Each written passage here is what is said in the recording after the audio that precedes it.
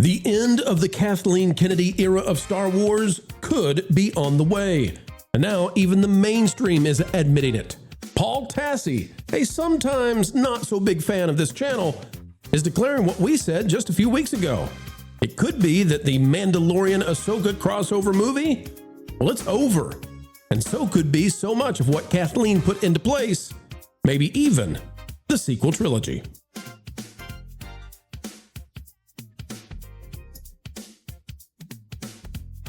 It's a great day. It's a groovy day. Bright suns, everyone. That's what they say over at Galaxy's Edge, although I don't know if anybody even does that anymore. And soon we may say sequel trilogy. What's that? Mandoverse? Huh? That's old hat. Because Disney, well, they're desperate to get rid of whatever it is that's costing them money, and Star Wars is doing just that. Let's dive into a conversation with Critical Drinker about the fact that now even the mainstream access media agreeing with us. Click the like button. We'll tell you what the fuss is about. All right, folks, we got some molten salt for you right here for the Star Wars sequel trilogy fans and maybe the Mandoverse lovers too. Cosmic Marvel reporting this one. It says a big crossover film between The Mandalorian and Ahsoka has reportedly been scrapped. Now, there are people out there who say this is not true. At Aiden WI56023, a name I'm sure will be trademarked soon, it says exaggerated headline. It was put on the back burner, which has been known publicly for a while. It has not been scrapped, as the headline leads you to believe. But this is going back to the Forbes article that we've been discussing. It came out yesterday. Ahsoka Season 1 and 2's revealed release date gap is totally absurd. Paul Tassi is unhappy, as he tends to be, but is unhappy this time because Ahsoka has been delayed. And by the way, that probably means that those executives who stopped by Lucasfilm, Josh D'Amaro, Dana Walden, Alan Bergman, all the top brass of Disney, well, something has crashed the party, and now reshoots likely on the way. Lauren, I want to go to you first on this story. You've read the article here on Forbes. What have you found out? Is it true that the Mandoverse Thrawn Ender, the story that's supposed to, wrap this thing up, is that on ice now, or is that still planned? Well, we don't know that it's true, but I think there's a lot of things that are up in the air right now. One of the reports that he's citing is from the Hollywood Reporter in January, and in that same article, they were talking about their confidence that the Simon Kinberg series was still going to be happening. So I think some of the sourcing material you can treat with a grain of salt. On the other hand, there's been so much turmoil that's been going on with what they're doing with Star Wars behind the scenes. I think the numbers that they're seeing for The Mandalorian and Grogu have told them everything that they need to know about whether they can carry this forward. We know that Ahsoka Season 2 was already in the can. If they're delaying it, it's got to be for something that is either we're making some major plot changes, there's some visual effects problems that they have to address, or something like that. Based on the fact that Disney leadership explicitly went to Lucasfilm to meet with those people, and Alan Bergman was involved, my guess is they're saying we're making a hard pivot. We no longer have to wait for more data to come in. Now, the data that they're seeing is likely the same data we're seeing, and it may be worse for them. We have our suspicions that it's worse. ComingSoon.net, hosted by Yahoo Entertainment, says The Mandalorian Grogu box office is tracking like Solo, but there's one big difference, and they go on to defend it and say it's got a longer runway. I'm going to say there's some differences, though, that they don't like to pay attention to. One, we're comparing a 3-day to a 4-day.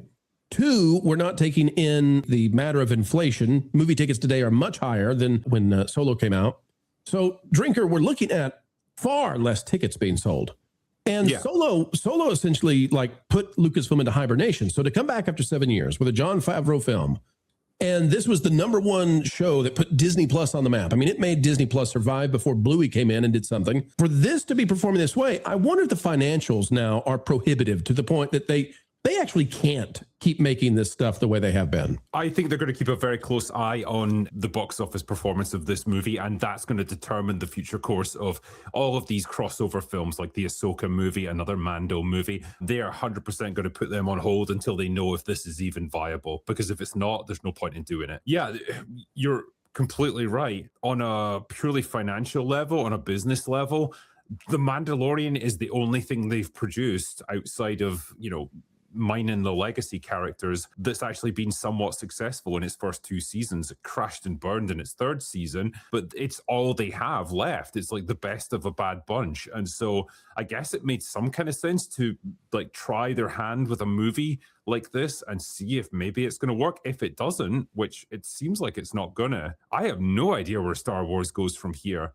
You know, Last Starfighter might be successful relatively, but it's its own thing. You know, it's not really tied into like a larger universe. It doesn't really have a huge amount of potential for like spawning a, you know, a trilogy or like an expanded universe from that. It's just one movie. And so it kind of rests on this. If this movie can't succeed, their one point of optimism, their one successful IP somewhat from the Disney Plus shows is proven that it's not viable anymore. And so they're kind of screwed. I don't know what they would do after this.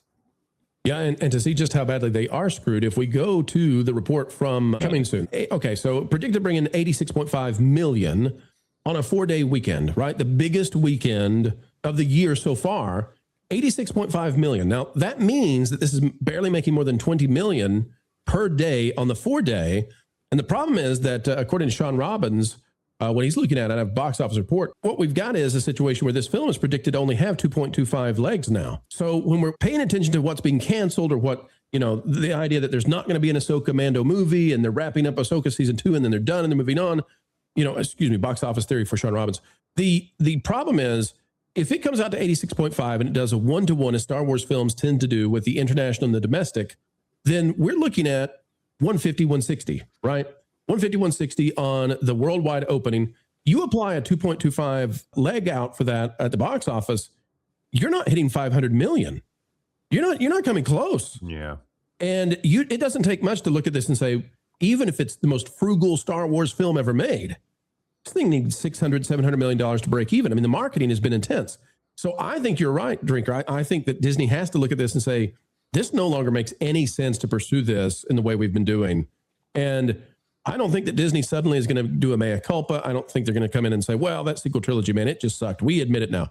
They're just going to quietly, completely pivot because they can't do this anymore. The piggy bank has run dry. Yeah. Joe, what's your thoughts on this one? This is a movie that is, so the cope is out there. They're saying, oh, well, it's a lower budget than Solo and it's not like Solo. And they've got their own little assigned reasons why they don't think that Solo was successful. They blame it on the poor guy, Alden Ehrenreich, who I don't think he did a bad job.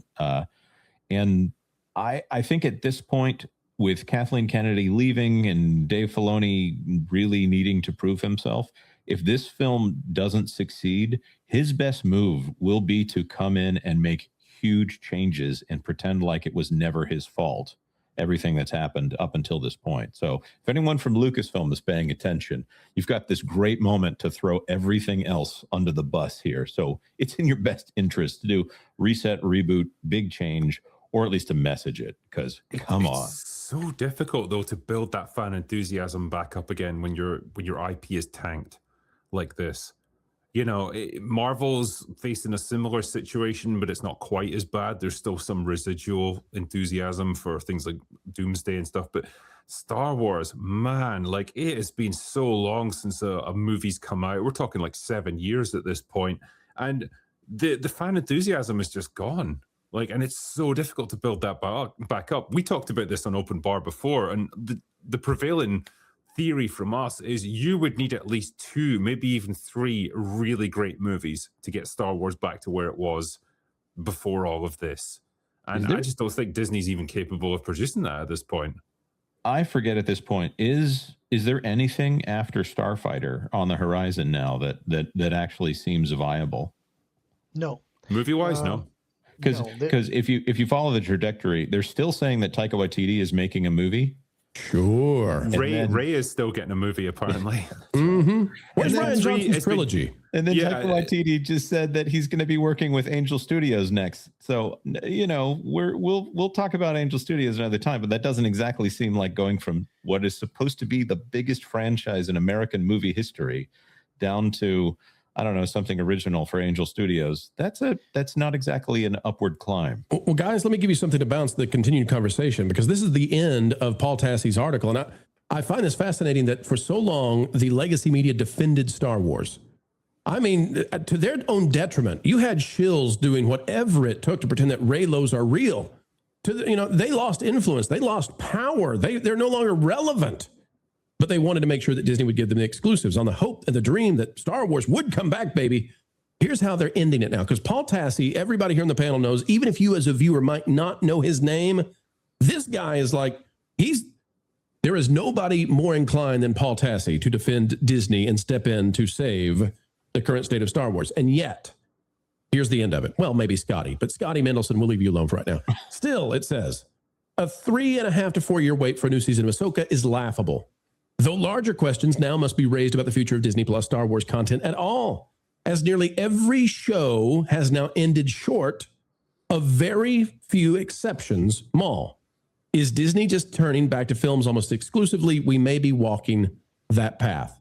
In other words, the narrative and the legacy access media, and now even places like Forbes, is shifting. They're not defending anymore. They're acknowledging we have a problem. And that's, I think we're in a different era now. I think everybody has accepted Star Wars is broken. Yeah. Yep. And it may not be fixable because, as I was saying earlier, what do they have left?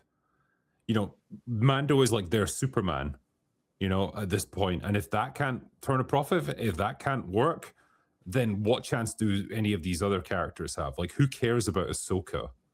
When we get to this point where Ahsoka season 2 comes out, I have legit forgotten what even happened in season 1. That show was so bland and completely pointless and forgettable. No one's going to care when it comes back, but it costs a ton of money to make. On that point, we were talking about Ahsoka season 1 on our back channels earlier this week, and Jonas was saying, I don't think that Baylan Skoll was actually an evil character. And I mentioned to him, did you forget that he slaughtered an entire crew of New Republic? I legitimately did forget, because he's actually kind of cool. He's more charming than the rest of the cast because he's got a little smile. He's quiet. He's even-tempered. So him and Shin Hati, whatever I think is the name of the female dark Jedi. I love the name Shin Hati. I'll go with that. I don't care if it's real or not. Right. Anyways, they act normal as if they're just mercenaries from that point on. So there's really no good or bad. The fight scenes are very forgettable, and all you have is the characterizations. This is what solidified in my mind that Dave Filoni is perfect for animation, because all of this stuff, if you make it animated, the expectations are different. The dialogue doesn't have to make any sense. Well, it didn't make any sense in the series itself. There's so many problems at Lucasfilm, and Ahsoka season 1 is the perfect example of that. Having to wait for, 5 years for another season, 3 years for another season, that just says that they have no idea where they're going, or they're doing a big pivot, because I'm pretty sure they got this entire thing shot in the can and probably a ton of special effects already paid for on that at this point.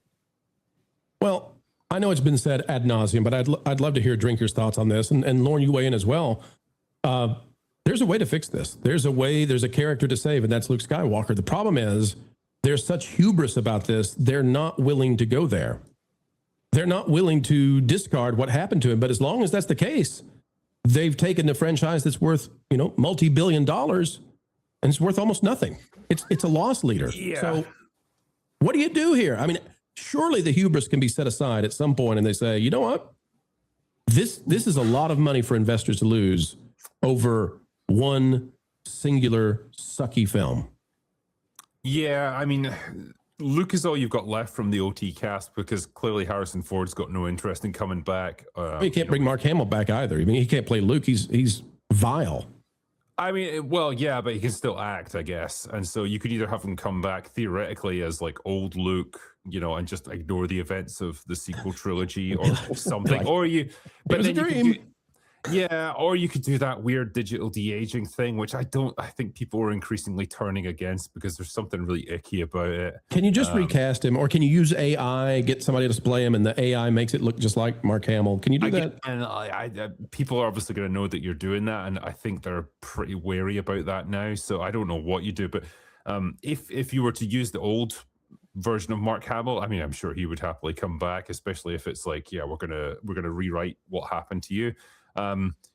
Yeah, that would involve decanonizing or completely undoing the events of the sequel trilogy. And as you say, that would be the most insane pivot, the most insane course correction that I think we've ever seen in Hollywood. And I just don't think they have it in them to do that, to have that degree of humility and admit, yeah, that was all a terrible idea. We should never have done it. Lorna, I'll give you the final word on it. Billions and billions of dollars at stake. I mean, we're not making this up. I mean, the toys, the movies, the shows, they can have it back, but they have to do a full-blown mea culpa, at least in terms of the strategy with the content they release. I'd point them back to The Man Who Shot Liberty Valance. The whole point of that movie at the end is the quote that when it comes down to choosing between printing the truth or the legend, print the legends. I like that. I do like that. That's not bad. Oh, wait. Was that a reference to the expanded universe? Might have been. Huh. Good night, game over, drive home safely. Folks, this video is done. But before we all head home, we only ask one thing. Folks, as you get ready to head on out, consider clicking that like button, share, subscribe, click it, stick it to those pesky algorithms. It is the notification bell. Drop a comment down below and share your thoughts, for a mind is a terrible thing to waste. Waste not that beautiful personality of yours. And folks, we would say as you get ready to head out the door, that it has been an honor to spend time with you, an attitude of gratitude each and every time that you elect to join together with us. Breaking bread and breaking entertainment, well, the industry. No, we like entertainment. It's the industry that irks us sometimes. Well, it was a good time. We hope you had a good time. Folks, until the next time, keep learning, keep growing, and as always, keep having fun.